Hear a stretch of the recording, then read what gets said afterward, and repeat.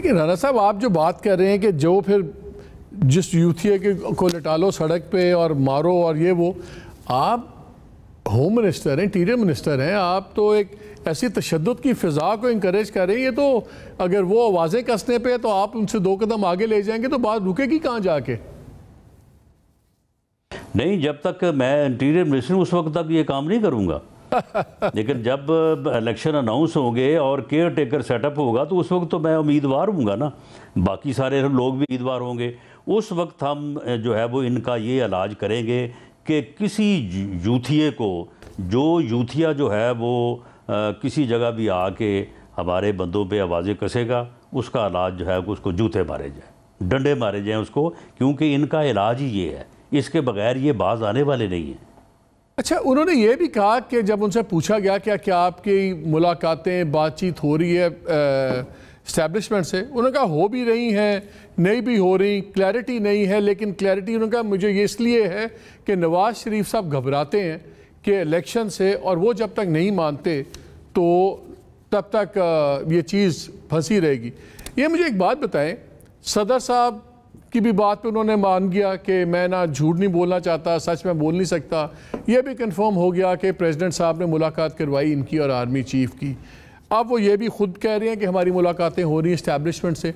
आप लोगों को पता है इन रवाबित के बारे में? क्या आपको पता है कि खान साहब या उनके कौन से लोग इस्टेब्लिशमेंट में किस लेवल पे किन लोगों से बातचीत कर रहे हैं, और अगर हो रही हैं तो क्या इस्टेब्लिशमेंट आपसे शेयर कर रही है ये बातें? देखें मालिक साहब, ये आपके भी इल्म में है, आप इस बात को समझते हैं कि ये राब्ते तो हमेशा रहते हैं और हर किसी से रहते हैं। इसकी तो मैं नफ़ी नहीं करूँगा। हम जब जेलों में थे तो उस वक्त भी राब्ते थे, जेलों से बाहर आए फिर भी राब्ते थे। इसलिए अब गवर्नमेंट में हैं तो राब्ते हैं, गवर्नमेंट में नहीं होंगे फिर भी राब्ते रहेंगे। तो इसलिए मैं इस बात की नफ़ी तो नहीं करता कि किसी से राब्ता है या नहीं है। अगर कोई कहता है कि मेरा राब्ता है तो बिल्कुल ठीक है, होगा उसका। लेकिन मैं ये बात आपको बता दूं कि अगर ये समझता है ना कि ये जथा कल्चर के ज़रिए से हमसे इलेक्शन ले लेगा तो ये इसकी भूल है। अगर ये जथा कल्चर के लिए हमसे इलेक्शन लेगा तो फिर हम अगले जथे की तैयारी करेंगे, फिर हम इससे इलेक्शन ही लड़ेंगे।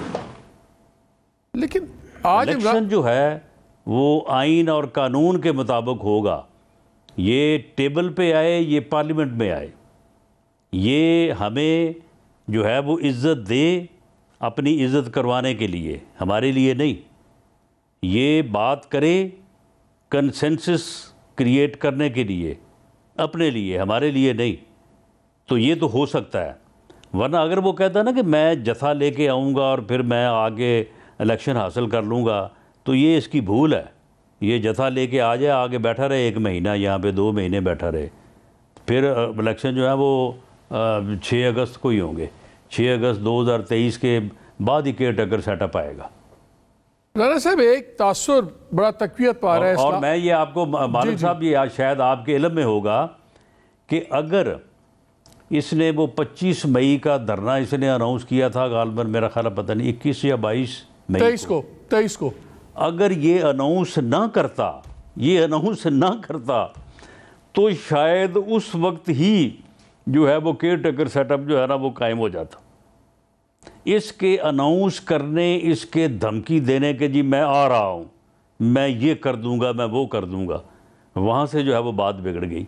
नहीं, ये इस तरह से जो धौंस दे रहा है, या तो ये हो ना कि हमारे पास जो है वो कोई चीज़ ना हो। मैंने आपको कहा ना कि अगर किसी हलके में ये जीत भी गया है तो ये इसके पास अगर जो है वो 90,000 वोट है तो वहाँ पर 80-85 हज़ार हमारे पास भी हैं। अगर एक जगह पे ये जीत गया तो वहाँ पे 75,000 लोगों ने हमें वोट दिया है, बावजूद इसके कि बिल उनको भी आए हैं, पेट्रोल उनको भी महंगा मिल रहा है, ठीक, महंगाई वो भी फेस कर रहे हैं। तो इसके बावजूद अगर लोगों में हमारी इतनी जो है वो एक्सेप्टेंस है, तो कल को अगर हमने सीरियसली और पूरी तरह से जो है वो इलेक्शन का एहतमाम किया, जिस तरह से हमारा प्रोग्राम और हमारी स्ट्रेटजी बन रही है, तो इंशाअल्लाह ताला इसका मुकाबला करना कोई ऐसा मुश्किल काम नहीं है। नहीं, आपकी 23 मई वाली बात बिल्कुल ठीक है, ये मैंने ख़बर ब्रेक भी की थी और नवाज शरीफ साहब ने कंफर्म की थी कि तकरीर भी लिखी गई थी और शहबाज शरीफ साहब ने उस शाम को अनाउंस करना था टीवी पे आके, लेकिन इन्होंने 23 की सुबह को पेशावर में जब ये कहा तो फिर गवर्नमेंट का वो बदल गया। राना साहब ये बताएं, आज इमरान खान साहब ने बड़ा वाज़ेह उन्होंने आखिरी डेडलाइन दे दिया, उन्होंने कहा कि जी मैंने अक्टूबर में करना है, ये आखिरी कुछ दिन हैं, अब इसके बाद हुकूमत फ़ैसला कर ले और आपके ऊपर जो बातें हुई वो तो बाद में करेंगे, लेकिन इस डेडलाइन को आप कितना सीरियसली ले रहे हैं?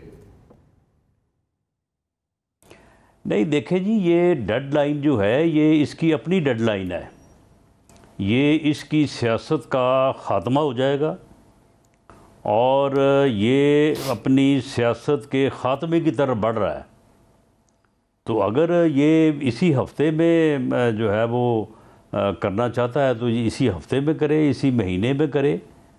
ये लॉन्ग मार्च जो है वो इसके सियासी ताबूत में आखिरी कील होगा। ये फितना और ये फसाद जो इस मुल्क पे, इस कौम पे मुसल्लत करने के ऊपर तुला हुआ है, इसके इस इक़दाम के बाद कौम को, मुल्क को निजात मिल जाएगी इससे। ये फितना जो है ये अपने अंजाम को पहुंचेगा। लेकिन आपने अभी भी आपने कहा है कि हम पूरी तैयारी में हैं और बड़ा मुंह तोड़ जवाब दिया जाएगा। फिर आपके एक दो और कमेंट्स भी चल रहे थे कल भी आज भी।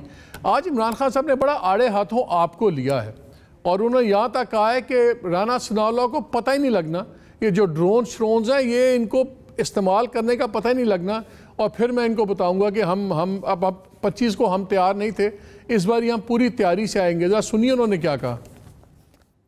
राना सनाउल्लाह जैसे मुजरिम का ज़हन तो किसी बेवकूफ़ को भी पता है कि वो उसमें अकल तो है ही कोई नहीं। वो डंडा मारो जी, ये मारो और मैंने जो ड्रोन कर दिया तो वो ऊपर से ये कर देंगे। उस बेवकूफ़ को ये नहीं पता कि उसको मौका ही नहीं मिल रहा है ये चीज़ें करने का जो मैं कर रहा हूँ। पहले तो जो भी होगा जिम्मेदार तो ये होंगे चोर। तो ये जो एक मुजरिम, क्योंकि ये तो है ही एक कातिल आदमी, इसका आपको पता है कि ये आबिद शेर अली का बाप कहता था इसने 18 कत्ल किया है। ये आदमी को और इसके अकल में पता ही नहीं है जमहूरियत क्या है, इसलिए तो ये स्टूपिड बातें करनी है। हमारा सारा ट्रैक रिकॉर्ड ये है कि हमने पुरअमन एहतजाज किए हैं अपने आइन के दायरे में रह के, जो कि हमारा हक है। ये पुरअमन एहतजाज होगा, हम तो कोई लड़ाई करने नहीं आए, ना कभी पहले की। राना साहब उन्होंने कहा कि आप तो कातिल आदमी हैं, आपको क्या पता, और उन्होंने कहा आपको पता नहीं लगना होगा क्या, तो आप क्या रोकेंगे, क्या कहते हैं आप? नहीं मालिक साहब, मुझे ये बताएं कि ये जो है अगर मैंने 18 कत्ल किए हुए हैं तो इसको फिर मेरे ख़िलाफ़ एक हीरोइन जो है का मुकदमा जाली बनाने की क्या ज़रूरत थी?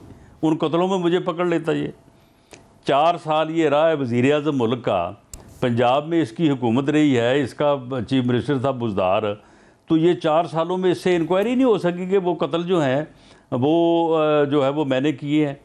और उन 18 जो कातिल हैं, जो मकतूल हैं, वो उनके कोई रिश्तेदार होगा, कोई दरख्त तो ज़मीन में नहीं ना उगे होंगे जो कत्ल हो गए। उनके बहन भाई रिश्तेदार माँ बाप उनको लाए ना किसी दिन सामने कि जी आज ये देखें ये 18 फैमिलीज़ बैठी हैं, इनके लोग जो हैं वो राना सनाउल्लाह ने कत्ल किए। यानी एक ऐसा आदमी, यानी इस मुल्क की बदकिस्मती देखें कि ये आदमी जो है इस मुल्क का वज़ीर आज़म रहा है और अब जो है इस मुल्क का सियासी लीडर है, जिसकी ये यानी गुफ्तगू है और वो कह रहा है कि जी जो है वो मैं तो पुरअमन तरीके से आऊँगा, मैं तो भाई अगर तुम पुरअमन तरीके से आओगे, अगर तुम लड़ाई करने नहीं आओगे तो क्या हमारा कोई दिमाग ख़राब है कि हम आपके गले पड़ेंगे? अगर आपने पुरअमन तरीके से आना तो आए, हम आपको सिक्योरिटी देंगे। हाँ, अगर आप चढ़ाई करने आए, कब्ज़ा करने आए, रेड जोन को जो है वो कंप्रोमाइज़ करने आए, तो फिर वो सारा कुछ जो इंतज़ाम है वो उसके लिए है, को तुम्हारे पुरअमन एहतजाज के लिए या जलसे के लिए तो नहीं है। हम आपने ये जलसे वगैरह सारे अब भी कर रहे हैं, इससे पहले भी किए हैं। और रही बात ये कि जी 25 मई को मैंने तैयारी नहीं थी, भाई तुम 1.5 महीना पूरे पंजाब में खज्जल होते रहे हो, वो किस लिए होते रहे हो? हर जगह पे जलसे किए, हर जगह पे कहा लोगों को कि जी आओ निकलो बाहर, और फिर कहा कि पूरी कौम मेरे साथ खड़ी है। फिर इन्होंने ये भी कहा कि 20 लाख लोग लेके मैं आऊँगा। तो वो बगैर तैयारी के कह दिया था कि 20 लाख लोगों को लेके आऊँगा। तो अगर फिर उस वक्त तुम्हारा ये हाल था, तो अब भी जो तुम कह रहे हो पता नहीं किस हद तक तुमने उसके ऊपर अमल करना है या नहीं करना है। बहरहाल हमारी पूरी तैयारी है, हम किसी तौर भी आपको इस्लामाबाद पे चढ़ाई नहीं करने देंगे, इस्लामाबाद पे ना कब्ज़ा करने देंगे, ना रेड जोन को कंप्रोमाइज़ करने देंगे। यहाँ पे वक्त हुआ एक ब्रेक का, और अभी बड़ी बातें हैं गर्मा गर्म राना साहब से, डोंट गो अवे।